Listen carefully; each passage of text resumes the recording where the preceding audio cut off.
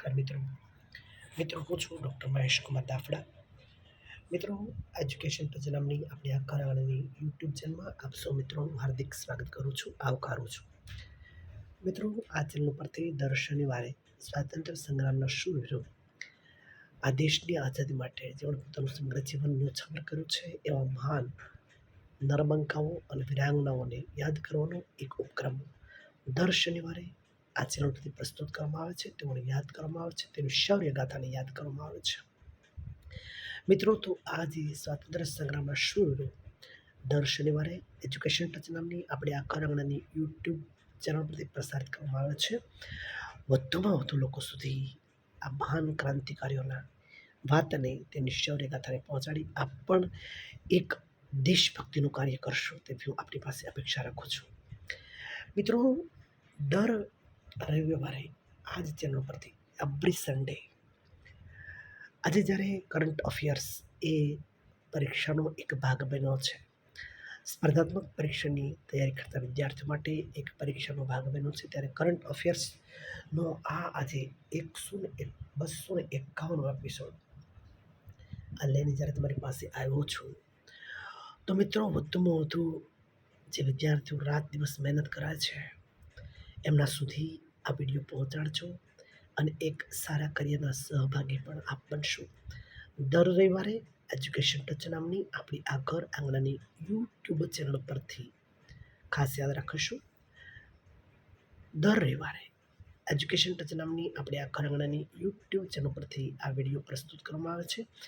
તો વધુમાં વધુ વિદ્યાર્થીઓ સુધી પહોંચાડી આપ પણ આ એક સારા કાર્યના, એક શુભ કાર્યના આપ પણ સહભાગી બનશો તેવું આપણી પાસે અપેક્ષા રાખું છું.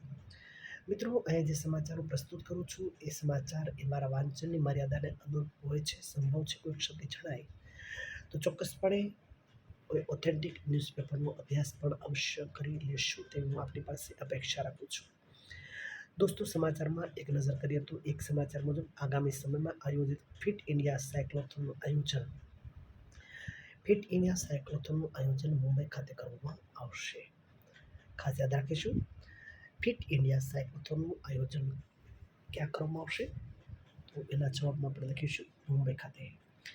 મિત્રો, તાજેતરમાં જ વડાપ્રધાન શ્રી નરેન્દ્ર મોદીને સ્લોવાલિયા આ દેશે પોતાના રાષ્ટ્રનું જે સૌથી સર્વોચ્ચ સન્માન છે એ સન્માન આપી નરેન્દ્ર મોદીનું સ્વાગત કરેલ છે. મિત્રો, તાજેતરમાં જ સ્મૃતિ મંધાનાને ટાઈમ મેગેઝિનની જે સુપ્રભાવિત ખેલાડીની યાદી 2026 બની છે એમાં સ્મૃતિ મંધાનાનો પણ સમાવેશ કરવામાં આવ્યો છે. આપણે સૌ ગૌરવ અનુભવીએ છીએ, આપણે સૌ તેમને અભિનંદન પણ આપીએ છીએ. મિત્રો, તાજેતરમાં તેલંગાણા રાજ્યે બ્રેકફાસ્ટ ઓર મિલ્ક યોજનાનો શુભારંભ કરેલ છે. બ્રેકફાસ્ટ ઓર મિલ્ક યોજનાનો શુભારંભ કરેલ છે. ક્યાં રાજ્ય કરેલો છે? તેલંગાણા રાજ્યે બ્રેકફાસ્ટ ઓર મિલ્ક યોજનાનો શુભારંભ કરાવેલો છે. તાજેતરમાં 17મી જૂને વિશ્વ મરુસ્થળીકરણ તેમજ સુખા રોકથામ દિવસ તરીકે ઉજવાયો છે. 17મી જૂન વિશ્વ મરુસ્થળીકરણ તેમજ સુખા રોકથામ દિવસ તરીકે ઉજવવામાં આવે છે. 17મી જૂન. મિત્રો, તાજેતરમાં જ રાજીવ ધઈને રાષ્ટ્રીય સુરક્ષા પરિષદના નવા સૈન્ય સલાહકાર તરીકે નિયુક્ત કરવામાં આવ્યા છે. રાજીવ ધઈને રાષ્ટ્રીય સુરક્ષા પરિષદના નવા સૈન્ય સલાહકાર તરીકે રાજીવ ધઈને નિયુક્ત કરવામાં આવ્યા છે. તાજેતરમાં જ બેંગ્લોર ખાતે ગ્લોબલ ચેસ લીગના ચોથા સંસ્કરણનું આયોજન કરવામાં આવેલ હતું. બેંગ્લોર ખાતે ગ્લોબલ ચેસ લીગના ચોથા સંસ્કરણનું આયોજન કરવામાં આવ્યું હતું. ક્યાં કરવામાં આવ્યું હતું? બેંગ્લોર ખાતે. મિત્રો, તાજેતરમાં 16મી જૂન આંતરરાષ્ટ્રીય પારિવારિક પ્રેષણ દિવસ તરીકે ઉજવવામાં આવેલ છે. 16મી જૂન આંતરરાષ્ટ્રીય પારિવારિક પ્રેષણ દિવસ તરીકે ઉજવવામાં આવેલ છે. એક સમાચાર મુજબ ભારત દુનિયાના 3જા નંબરનું ઘરેલું એવિએશન માર્કેટ બની ગયેલ છે. દુનિયાનું 3જા નંબરનું ભારત છે એ દુનિયાનું 3જા નંબરનું, યાદ રાખજો મિત્રો, ઘરેલું એવિએશન માર્કેટ બની ગયું છે. દુનિયાનું 3જા નંબરનું ભારત. તાજેતરમાં જ ધીરજ શેઠને ભારતના થલ સેના અધ્યક્ષ તરીકે નિયુક્ત કરવામાં આવેલ છે.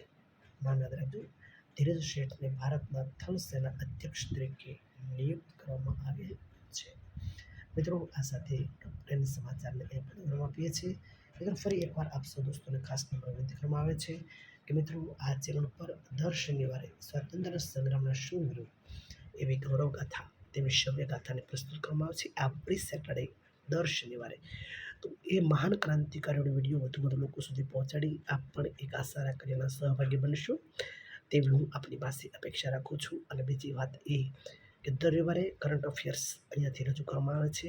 જે વિદ્યાર્થીઓ ખૂબ જ મહેનત કરે છે તેમના સુધી આ વિડીયો પહોંચાડી આપ પણ એક સારા કાર્યના યશભાગી બનશો, સહભાગી બનશો તેવી હું આપની પાસે અપેક્ષા રાખું છું.